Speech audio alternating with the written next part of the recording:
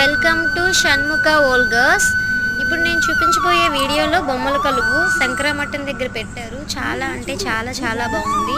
మన ముందు జనరేషన్, అంత ముందు జనరేషన్లో ఎలా ఉండేవి, ఎలా ఉండేవారు అవన్నీ కూడా కళ్ళకి కట్టినట్టు చూపించారు. అంతేకాకుండా కృష్ణుడి అవతారాలన్నీ కూడా చూపించారు. నెక్స్ట్ దుర్గాదేవి అవతారాలు చూపించారు. ఫారెస్ట్ ఇంకా చాలా అంటే చాలా పెట్టారు.